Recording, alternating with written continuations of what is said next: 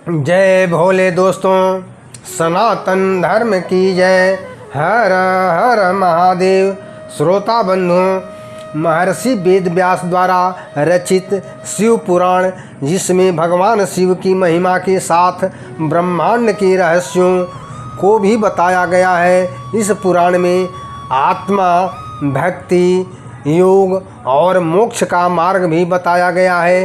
वेद व्यास बताते हैं कि शिव संहार, संरक्षण, सृजन तीनों शक्तियों के स्रोत हैं, जिसे हम त्रिनेत्रधारी महादेव कहते हैं।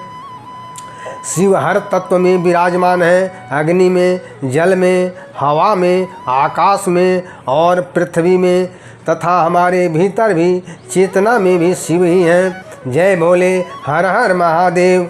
धर्म प्रेमी बंधुओं, मैं पंडित गोपाल जी तिवारी सत्य सनातन ज्ञान संगम चैनल की तरफ से अपने आराध्य शिव शक्ति के चरणों में प्रणाम करने के पश्चात सभी धर्म प्रेमी बंधुओं का स्वागत करता हूं। हमारा चैनल अपनी धार्मिक कथाओं के द्वारा सनातन और हिंदुत्व का जागरण करता है। इसी भावना के साथ आज शिव पुराण की संपूर्ण कथा लेकर आया हूं।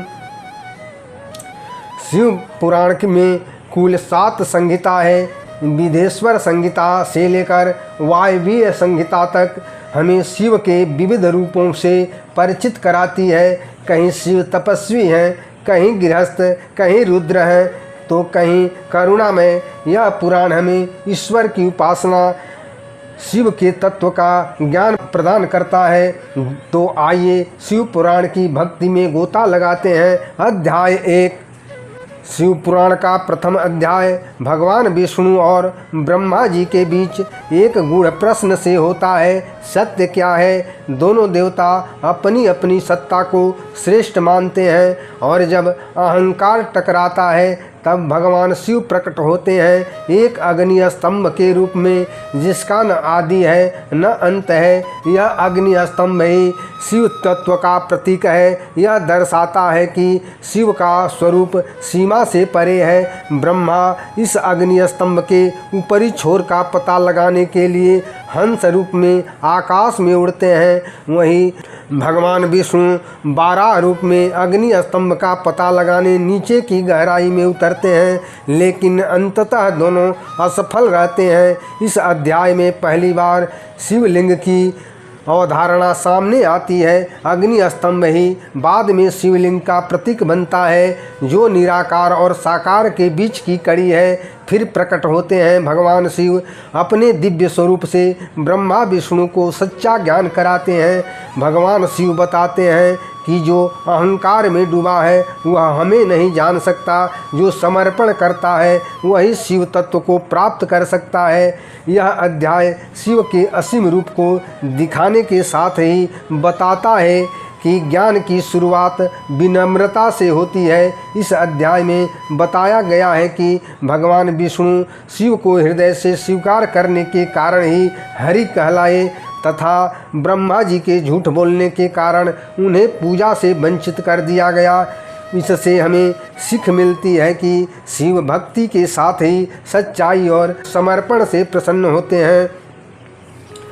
अध्याय 2। इस अध्याय में शिव भक्ति की महिमा और पवित्रता का वर्णन है।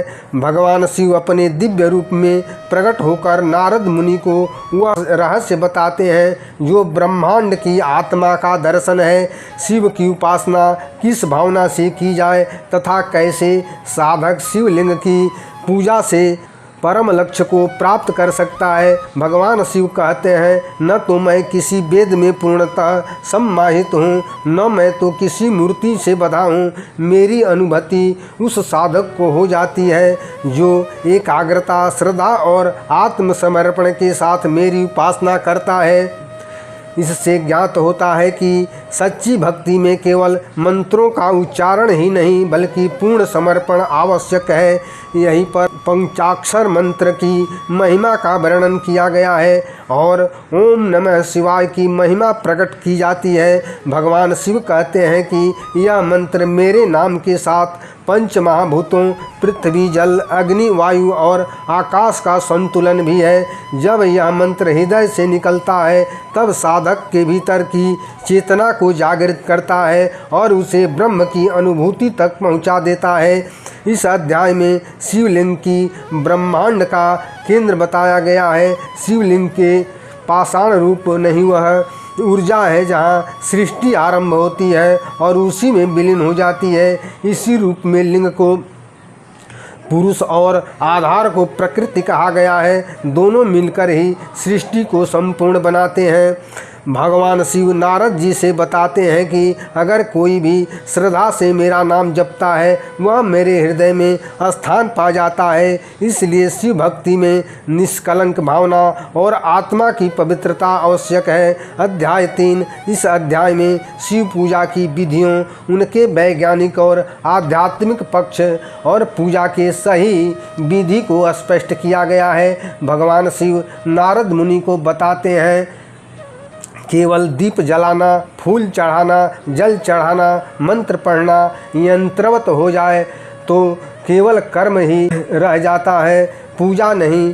पूजा का मूल उद्देश्य है चेतना को जागृत करना और आत्मा को परमात्मा से जोड़ना। यहाँ शिवलिंग की पूजा, उसके आकार और प्रत्येक अंग का गुण रहस्य बताया गया है। शिवलिंग का आधार योनि पीठ है जो शक्ति का प्रतीक है और लिंग ब्रह्म का। जब साधक शिवलिंग की पूजा करता है तब वह शिव की उपासना के साथ सृष्टि के स्रोत और शक्ति के संगम की आराधना कर रहा है। भगवान शिव बताते हैं पंचोपचार पूजा, गंध, पुष्प, धूप, दीप और नैवेद्य के पीछे भावात्मक ऊर्जा छिपी होती है। इन पांचों को शुद्ध मन, अहंकार रहित चित्त और समर्पण के साथ अर्पण करें तो वह स्वयं अपने दोष, विकार और पापों को उस अग्नि में भस्म कर देता है जो शिव के कृपा से जलती है। भगवान शिव नारद मुनि से कहते हैं कि जब कोई साधक मेरे प्रति पूर्ण समर्पण कर देता है तब मैं उसके मन में उतरने के साथ ही उसके जीवन का मार्गदर्शक बन जाता हूँ। पूजा का उद्देश्य भगवान को खुश करने के साथ स्वयं को शुद्ध और सजग बनाना है। अध्याय 4। इस अध्याय में संकटों से मुक्ति और कर्मों के शुद्धिकरण का पता चलता है। भगवान शिव कहते हैं नारद, जब मनुष्य संकट में होता है, पापों से ग्रस्त हो जाता है या जीवन में बार बार असफल होता है तभी वह मेरे शरण में आकर ओम नमः शिवाय मंत्र का जाप करता है। तब मंत्र उसकी आत्मा से जुड़कर उसके जीवन का संतुलन स्थापित करता है। शिव पुराण बताता है कि यह संसार कर्म भूमि के साथ माया और चेतना की यात्रा है। जब साधक माया बंधन में उलझता है तब शिव का स्मरण उसे उस अंधकार से बाहर निकालता है। एक ब्राह्मण की कथा से यह समझ में आता है कि बिंदुक नाम वाला पतित ब्राह्मण जिसने जीवन में अनेकों पाप और अपराध किया था, वही पापी ब्राह्मण शिव नाम के प्रभाव से मोक्ष को प्राप्त हुआ। भगवान शिव बताते हैं नैमित्तिक कर्म जैसे व्रत, यज्ञ, पूजा तो सीमित समय के लिए होते हैं, लेकिन नित्य भक्ति वह है जो हर पल, हर सांस में सम्माहित होती है। यदि साधक केवल अवसर पर शिव को याद करता है तो वह केवल कृपा की आशा करता है, लेकिन जो हर पल शिवमय हो जाता है वह स्वयं शिव हो जाता है। इसलिए भक्ति केवल मन की क्रिया नहीं, वह आत्मा की साधना है। शिव बताते हैं कि जब तक मनुष्य का हृदय पूर्ण रूप से निर्मल नहीं हो जाता तब तक उसका किया गया जप, पाठ, पूजा केवल कर्म रह जाते हैं, फलदायी नहीं होते। भगवान शिव नारद मुनि से कहते हैं कि यदि भक्ति संकल्प नहीं समर्पण बन जाए तो साधक जन्म जन्मांतर के पाप नष्ट हो जाते हैं। अध्याय 5। भगवान शिव गुरु और गुरु मंत्रों की महिमा को बताते हुए कहते हैं कि गुरु के बिना साधक की कोई साधना पूर्ण नहीं मानी जाती, चाहे साधक कितना भी शक्तिशाली क्यों न हो। भगवान शिव बताते हैं, जैसे चंद्रमा की शीतलता सूर्य के रश्मियों के बिना प्रकट नहीं होती, वैसे ही आत्मा की चेतना गुरु की कृपा के बिना जागृत नहीं हो सकती। गुरु ही वह माध्यम है जो जीव को शिव से जोड़ता है, अज्ञान से निकालकर परम ज्ञान की ओर ले जाता है। जब कोई साधक अपने जीवन में सच्चे गुरु को पा लेता है तो उसकी प्रत्येक साधना फलित होती है, क्योंकि वह विधि से नहीं भाव से जीने लगता है। शिव बताते हैं कि सच्चे गुरु के मिल जाने पर उसे पहचानना और उसके प्रति समर्पित होना भी आवश्यक है। गुरु को वही व्यक्ति पा सकता है जिसमें विनम्रता हो, श्रद्धा हो और शिष्य बनने की पात्रता हो। जब शिष्य सच्चे हृदय से गुरु की सेवा करता है तो गुरु उसके भीतर छुपे शिव तत्व को प्रकट कर देता है। शिव पुराण बताता है कि शिव स्वयं को गुरु रूप में देखने वाले भक्तों पर विशेष कृपा प्रदान करते हैं। भगवान शिव अपने आरंभिक शिष्यों विष्णु, ब्रह्मा, नारद, परशुराम को दिव्य ज्ञान प्रदान किए।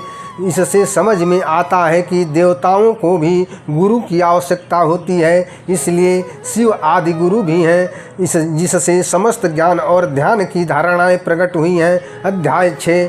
यह अध्याय संपूर्ण विश्वेश्वर संहिता का सार है। जब साधक सच्चे हृदय से शिव भक्ति करता है, गुरु के मार्ग दर्शन में तप करता है और अपने कर्मों को भगवान को समर्पित कर देता है, तब उसका जीवन शिवमय हो जाता है। ऐसा व्यक्ति किसी मंदिर, मूर्ति या तीर्थ तक सीमित नहीं रहता, वह स्वयं चलता फिरता शिवलिंग बन जाता है। भगवान शिव कहते हैं कि सृष्टि का हर कण, हर श्वास, हर गति मेरे स्वरूप से जुड़ी है। जब साधक इस एकता को देख लेता है, वह जगत को प्रेम, करुणा और समर्पण से देखने लगता है। भगवान शिव कहते हैं कि मृत्यु को कोई अंत नहीं, परिवर्तन है। जो व्यक्ति पूरे जीवन शिव का स्मरण करता है, उसे मृत्यु के समय पर किसी डर या भ्रम का अनुभव नहीं होता, क्योंकि उसकी चेतना पहले ही आत्म तत्व से जुड़ चुकी होती है। उसके लिए मृत्यु एक नए उजाले का प्रवेश द्वार बन जाती है।